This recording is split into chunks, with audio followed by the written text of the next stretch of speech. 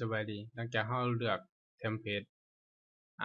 แบบออฟไลน์แล้ววันนี้เราจะมาพาเลือกเทมเพลตแบบออนไลน์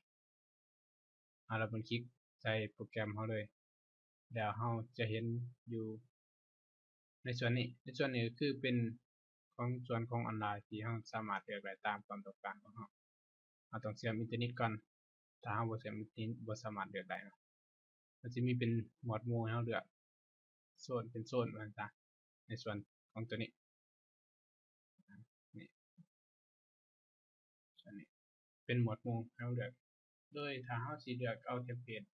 ออนไลน์นี่เราก็กดใส่เลยเราสิเอาแบบ Business เราก็กดใส่เลยกดใส่แล้วมันก็สิโหลดจากอินเทอร์เน็ตให้เราสิมีแคตตากรีมีหมวดหมู่ให้เลือกให้เราใส่เกี่ยวกับงานที่เราต้องการเอาลองมาเอาเกี่ยวกับตัวนี้ลองเบิ่งถ้าเรามักเราบ่ได้เอา Marketing เราก็เลือกใส่ส่วนแคตตากรีเกี่ยวกับ Marketing มันก็สิมีมาให้เราใส่เกี่ยวกับการตลาดกำลังโหลดมานี่ส่วนเกี่ยวกับการตลาดเราก็เลือกเลยคลิกใส่มันจะมีขนาดไซส์ให้เราเลือกว่าขนาดของเทมเพลตเกี่ยวกับ Marketing นี่มีขนาดอยู่100โอเคก็บ่ได้แล้วเราสามารถกดเลื่อนได้ถ้าเราบ่มัก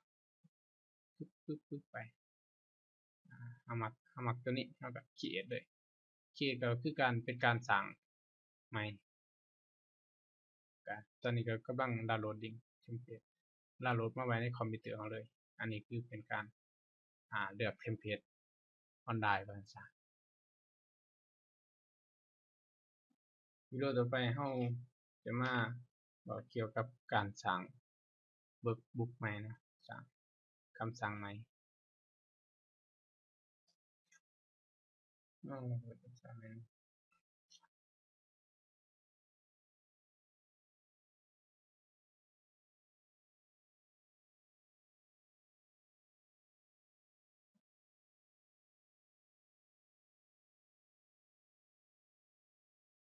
บ่ได้อีก something